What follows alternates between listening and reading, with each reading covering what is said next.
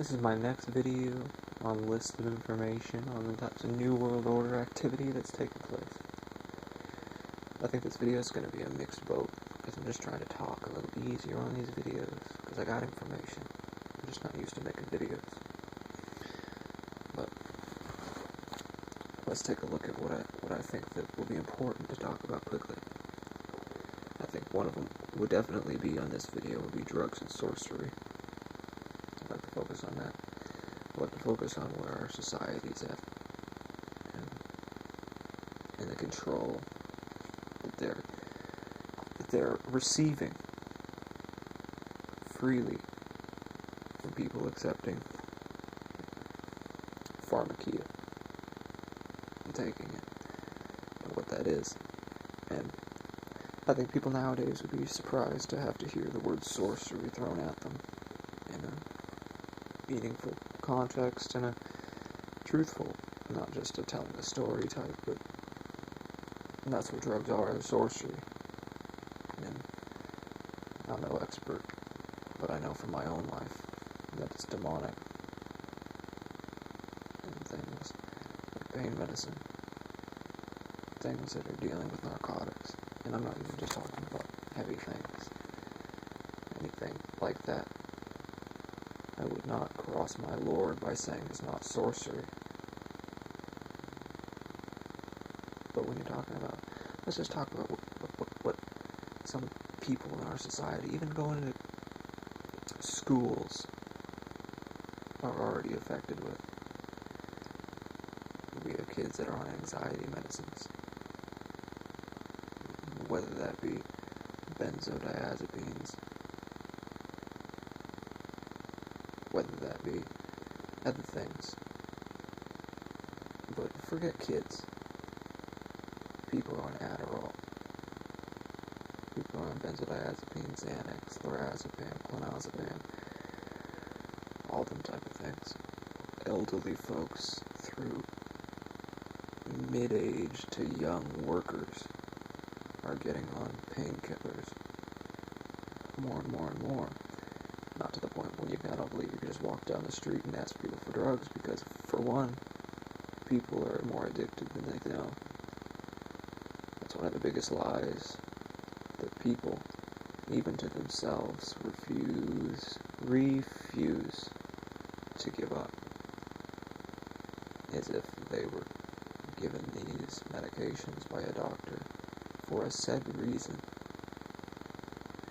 A lot of times it can become like concrete into their brain why it is not issue, why it is not the same thing as sorcery, and why it is not the same thing as another person taking it, just because you have this issue that warrants to some person who works for a corrupt system writing down on a piece of paper showing that the United States drug mafia won't bust your ass for going to the United States drug handout stations and getting them. I don't have any of this written down, so that's why I'm going slow with my words like this. But believe me, I don't talk about things unless I've researched them and used discernment with it. Understand that. If you don't believe what I'm saying, turn this video off and leave. But if you believe that what I'm saying is not just a bunch of pre-programmed disinformation for your ears, then I would suggest that maybe tomorrow or whenever, right after this, you watch more videos, because I made these videos for people who are sick and tired of watching long videos explaining the true good bits of information. Drugs are sorcery. I'll just say, one thing is I take Prozac, which I'm getting off of. And that's one of the things I wouldn't say, this is sorcery. Because, to me, it doesn't have that big of a, but it changes your mind. There's fluoride in that. There's fluoride in the shit. It's dumbing you down.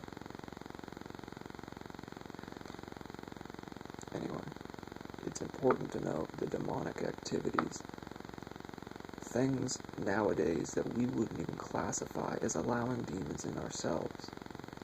No, we wouldn't. Because a lot of us, say Christians,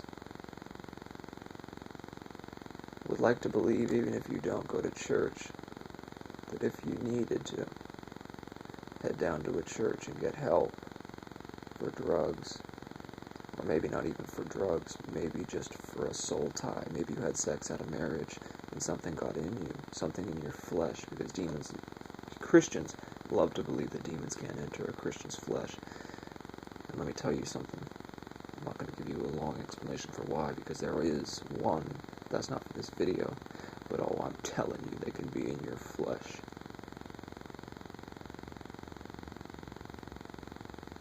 Now, a lot of Christians like to think that if you go waltz yourself into a church somewhere, perhaps you don't go to church, that you're going to be able to find a bunch of real good, helpful people. And God willing, that's true. And perhaps it'd be true even if they were demon oppressed. But I tell you, if you walk into church and you look around, I'm not asking you to wonder about what every person does, but I'm telling you, since we live in a society where no one knows what is allowing a demon inside you, because we hardly believe that there's even anything like that now, how are people supposed to know if there are a bunch of good, elderly people in that church, who a lot of them are taking pain medicine for apparently good reasons, opiates? You tell me. Don't tell me, but you ask yourself in your heart, if you believe in the Lord, if that is sorcery, and if they are allowing demons in their flesh, if they would be able to rid you, need it be of a spirit, or would they themselves be hindered? And if they themselves be hindered, what state do you believe that our churches would be in if we even thought for a second to calculate some of the other acts that we don't even think are completely out of the realm of demons from the knowledge of them as well? And that's the end of this.